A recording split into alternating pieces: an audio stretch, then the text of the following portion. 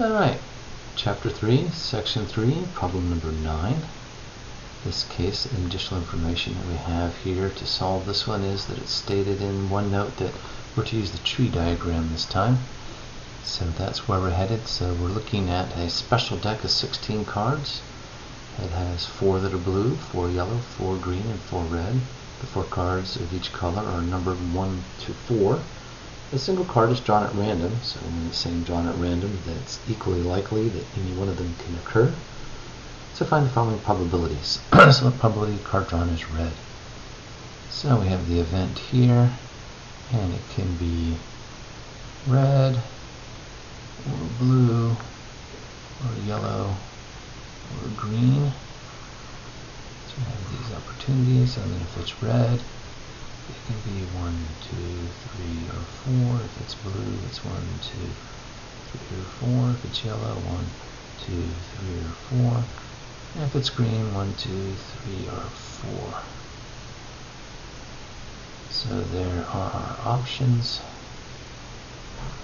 in terms of what happens in each one of these outcomes. So I have to find that is equally likely. Excuse me.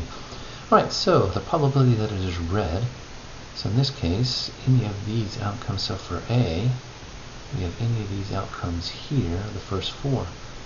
So we have 1, 2, 3, 4, 5, 6, 7, 8, 9, 10, 11, 12, 16. So we have 16 possible outcomes, and 4 of those 16 outcomes have red. Because all the ones ahead of this route give us the red. So A is 0.25. So we can say that's the probability that we have a red card. Okay, B.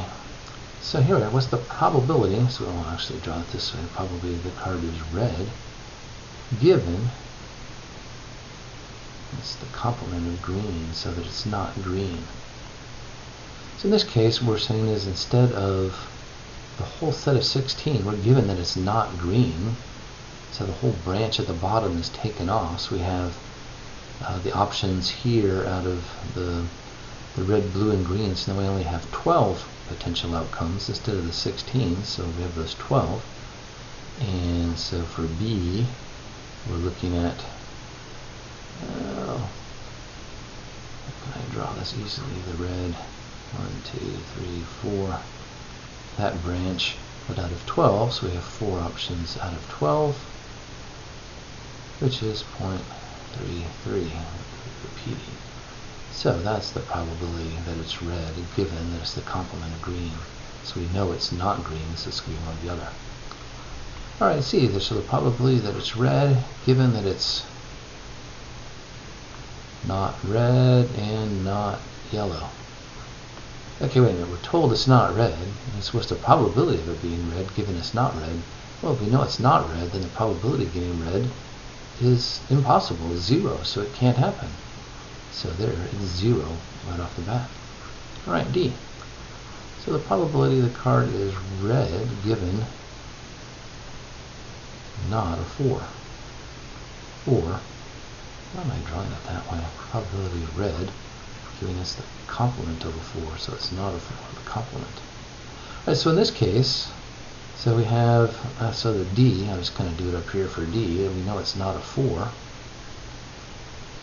So it's not any of the 4s. So we have the what's red with the options of 1, 2, and 3. And so we have 3 options for red, and this is out of 1, 2, 3, 4, 5, 6, 7, 8, 10, 11, 12, because we got rid of 4 again, kind of like we did in B.